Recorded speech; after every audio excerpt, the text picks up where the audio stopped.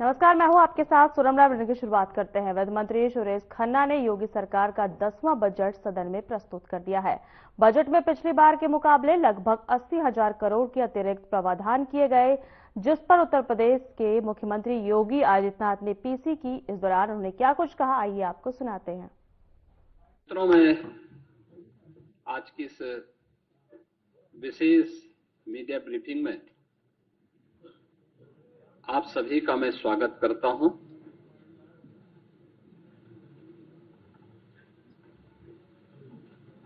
आज वर्ष 26-27 का उत्तर प्रदेश का बजट हमारे माननीय वित्त मंत्री जी के द्वारा सदन में प्रस्तुत किया गया है। उत्तर प्रदेश ने पिछले 9 वर्ष के दौरान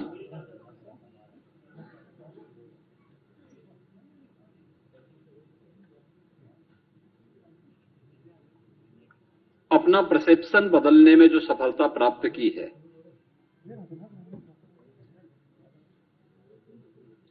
पॉलिसी पैरालिसिस से उभर करके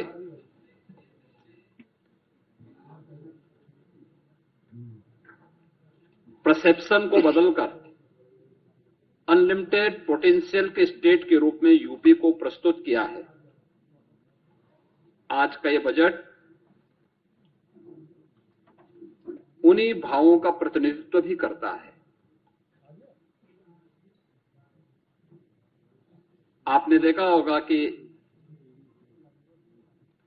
9 वर्ष में 3 गुना से अधिक उत्तर प्रदेश का यह बजट बढ़ा है, यानी 9,12,000 करोड़ रुपए से अधिक का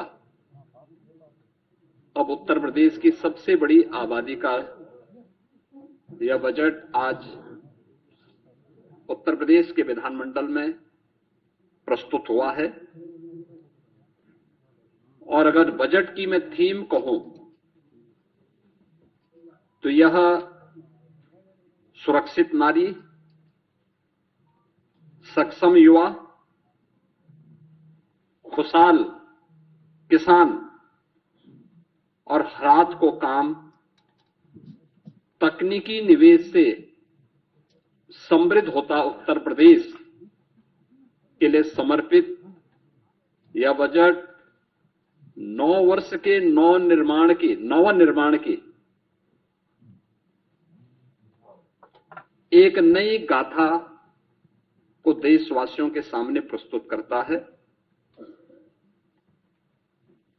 बजट की जो हाइलाइट्स हैं, जो आपने देखा है, इसमें 43,565 करोड़ रुपए से अधिक की धनराशि केवल नई योजनाओं के लिए इस बजट में उसमें प्रस्तावित की गई है। दूसरा, 2 लाख करोड़ रुपए से अधिक की राशि कैपिटल एक्सपेंडिचर के लिए है, यानी ये परिसंपत्तियों के नवनिर्माण में, इंफ्रास्ट्रक्चर के डेवलपमेंट में और इकोनॉमी की यानी अर्थव्यवस्था को सुदृढ़ीकरण करने में इसकी बड़ी भूमिका होती है। और यहीं से रोजगार का सृजन भी होता है। ये रोजगार सृजन में भी एक बड़ी भूमिका का निर्वहन करता है। ये बजट का मुख्य हाइलाइट्स है। आपने इस चीज को बजट में देखा होगा। बजट भाषण जब वित्त मंत्री जी पढ़ रहे थे तो उस समय भी आपने इस बात को गौर किया होगा कि बजट में जो हमारी एफआरबीएम की सीमा है, यानी पिछले 9 वर्ष में ये हमारी सरकार का 10वां बजट है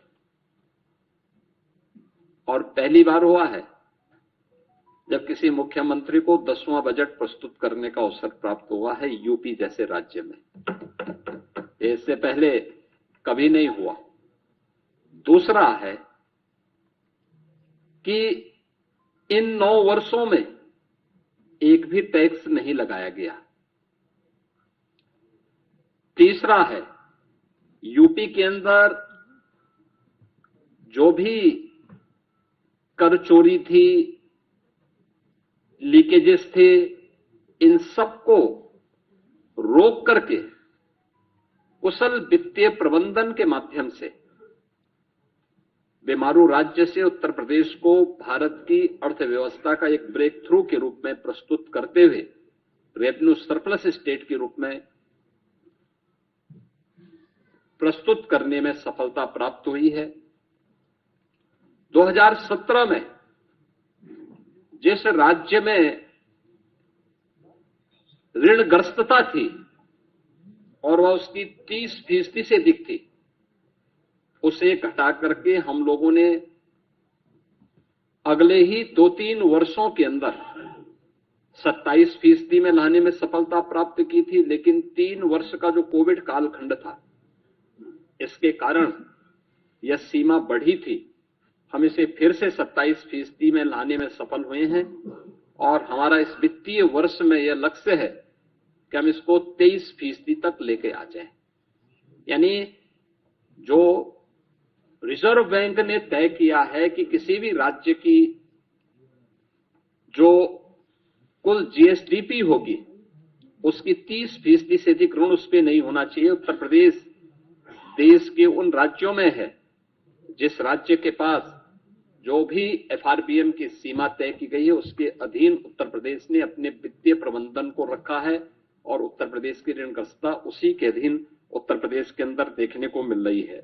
ये हमारा कुशल वित्तीय अनुशासन भी है। बिना अतिरिक्त टैक्स लगाए हुए उत्तर प्रदेश के अंदर वेलफेयर की स्कीम को, इंफ्रास्ट्रक्चर की स्कीम को और प्रत्येक सेक्टर में नई ऊंचाइयों को प्राप्त करते हुए विकास के नित नए सोपान को स्थापित करते हुए आज उत्तर प्रदेश जिस दिशा में आगे बढ़ा है, अपनी अर्थव्यवस्था को मजबूत किया है, उसके बल पर उत्तर प्रदेश आज देश की टॉप 3 इकोनॉमी में एक है। देश की जो टॉप 3 इकोनॉमी है उनमें से उत्तर प्रदेश की एक है। हम लोगों ने उत्तर प्रदेश जैसे राज्य को, हमने देखा होगा कि उत्तर प्रदेश में अब अनएम्प्लॉयमेंट जो रेट है इसको हम 2.24% तक के नीचे लेके आने में सफल हुए हैं। यह स्थिति 2017 के पहले यह लगभग 17 से 19% तक था। आज इसको हम नीचे करने में सफल हुए हैं। जॉब लेड ग्रोथ को लेकर के हम लोगों ने इस पूरे बजट की जो हमारी सोच है, युवाओं के प्रति समर्पित भाव के साथ जो भी ग्रोथ हो वह उनके एम्प्लॉयमेंट को लेकर के भी हो और युवाओं के एम्प्लॉयमेंट पर विशेष रूप से ध्यान देते हुए एमएसएमई, स्टार्टअप, ओडीओपी और स्थानीय उद्यमियों को विकसित करते हुए बृहद निवेश की नई योजना के साथ उत्तर प्रदेश को इन्वेस्टमेंट डेस्टिनेशन के साथ एम्प्लॉयमेंट जनरेटर के रूप में भी एक बड़ी भूमिका के साथ आगे बढ़ाने का तय। और इसके लिए आपने बजट में इन चीजों को देखा होगा, कैसे उत्तर प्रदेश ने अब उस दिशा में कार्य करना प्रारंभ किया। इमर्जिंग टेक्नोलॉजी को लेकर के आज जो बड़ी घोषणाएं हुई हैं, उन बड़ी घोषणाओं में जो बहुत महत्वपूर्ण सेक्टर है कि उत्तर प्रदेश सरकार जहां पे चल रहा है, आपने देखा होगा उत्तर प्रदेश राज्य में हमेशा इस बात को देखने को मिलता था कि अलग अलग विभाग अलग अलग समय में अलग अलग डाटा प्रस्तुत करते थे। हमारी सरकार ने तय किया है कि हम यूपी के अंदर एक स्टेट डाटा अथॉरिटी का गठन करेंगे। स्टेट डाटा अथॉरिटी या उत्तर प्रदेश के अंदर रियल टाइम डाटा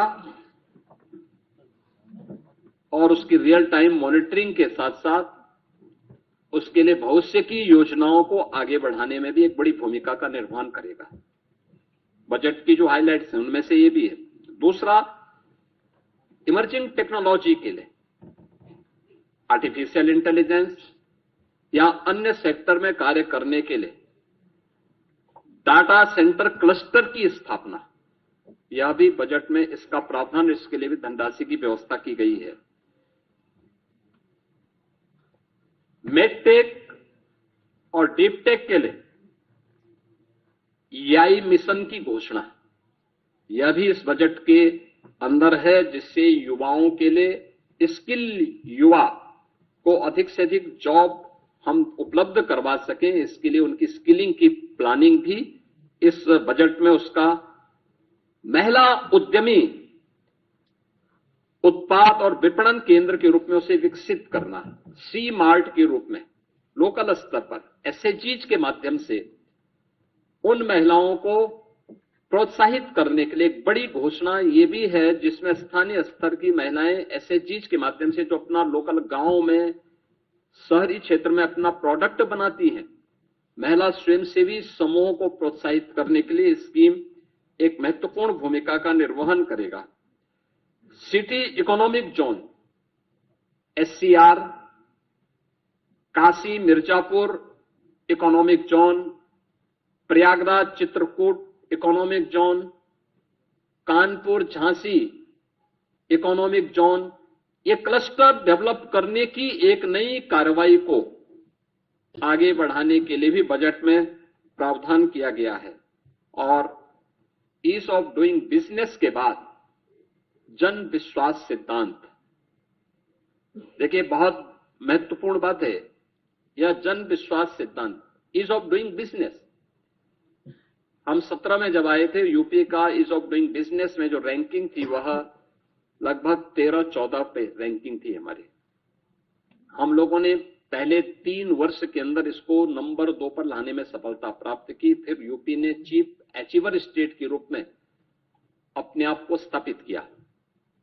अब हम जन विश्वास सिद्धांत के रूप में निवेश करने वाले निवेशक को सिंगल विंडो सचमुच दिखाई दे, इसके लिए उन सभी चीजों में रिलैक्स करना, रजिस्ट्रेशन, लाइसेंसिंग आदि की कार्रवाई को अधिक सरल और सहज बनाने के लिए हमें इस दिशा में आगे कार्य कर, इस दिशा में इसको अब लागू करने की दिशा में यूपी आगे बढ़ा है।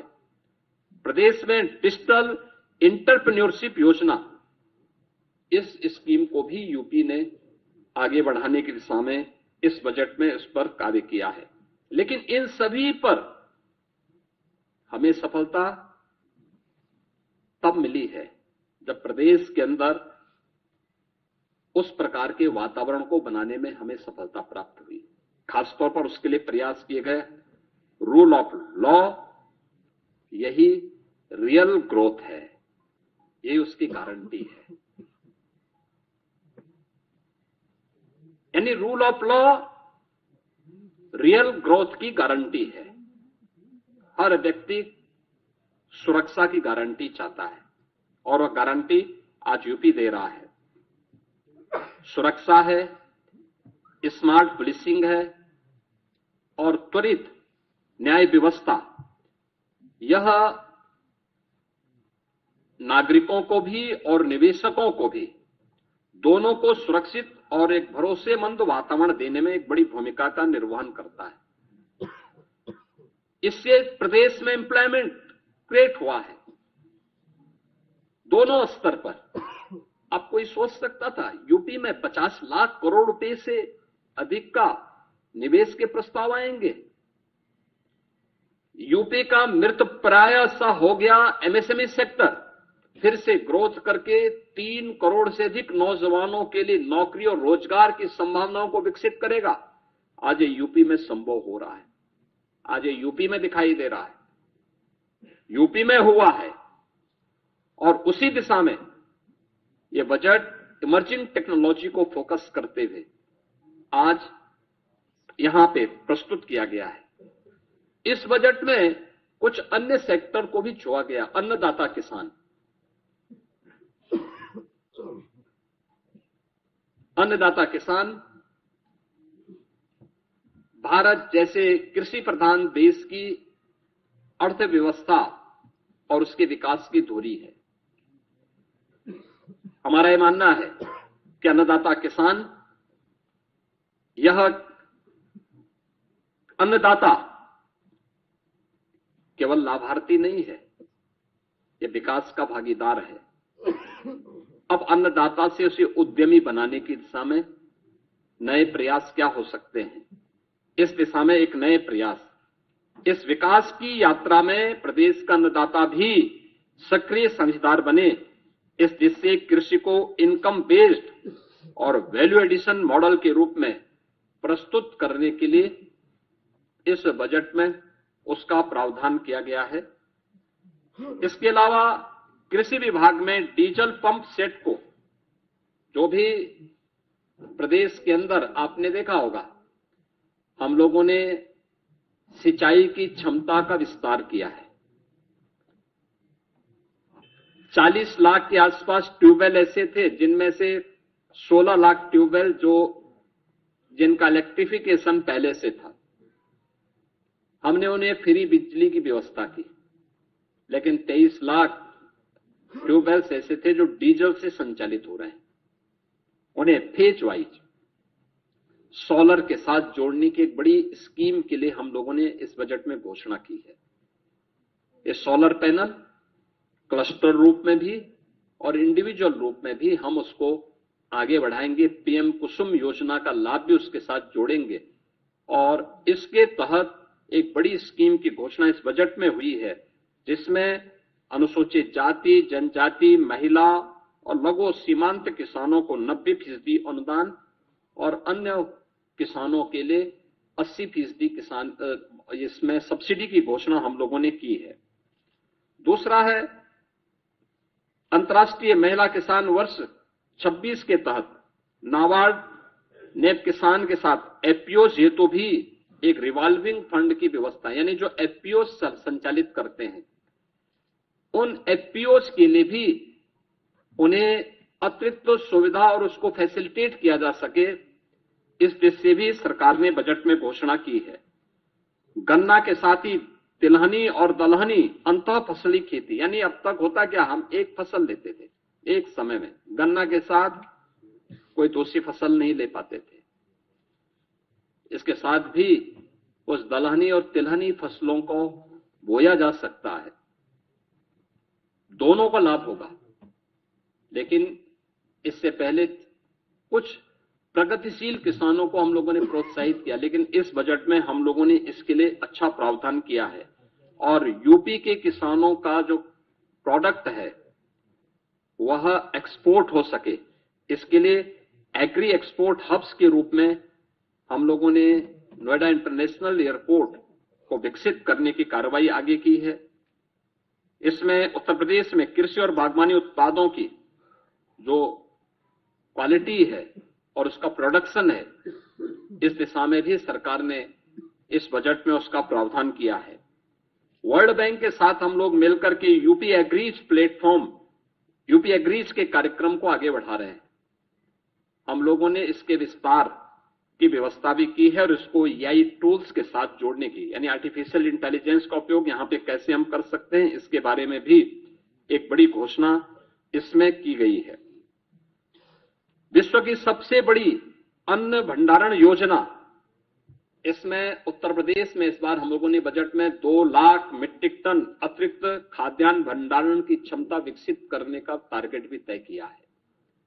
यानी स्टॉक यहां पे प्रदेश के अंदर वेयर हाउसिंग का निर्माण हो, बड़े बड़े गोदाम बने, इसके लिए विशेष सब्सिडी की व्यवस्था, इसके लिए हमारी पहले से पॉलिसी है। उस पॉलिसी के दायरे में जो भी निवेश करना चाहेगा उसको हम प्रोत्साहित करेंगे और ये इस भी स्कीम हम लोगों ने दी है। इसके अलावा पशुओं को बीमा सुरक्षा देने के उद्देश्य से मुख्यमंत्री जोखिम प्रबंधन और पशुधन बीमा योजना में भी हम लोगों ने एक प्रावधान किया है, जिसमें 85% तक जो प्रीमियम होगी वह सरकार देगी और सरकार ने उसके लिए व्यवस्था की है। प्रदेश में मछुआरों को बेहतर मूल्य दिलाने के लिए state of art wholesale fish मंडी और फिश प्रोसेसिंग सेंटर के लिए भी धनराशि की व्यवस्था स्टेट में की है। लैंड लॉक्ड स्टेट में यूपी की प्रगति इस दिशा में देश के अंदर अग्रणी राज्यों में है और इस दिशा में उस जो कार्य करने की संभावनाएं हैं, इसमें वर्ल्ड फिशरीज प्रोजेक्ट सेंटर की स्थापना का भी एक बड़े कार्यक्रम को हम आगे बढ़ा रहे हैं, जिसको एक सेंटर ऑफ एक्सीलेंस के रूप में विकसित करने की कार्रवाई को भी व्यवस्था की है।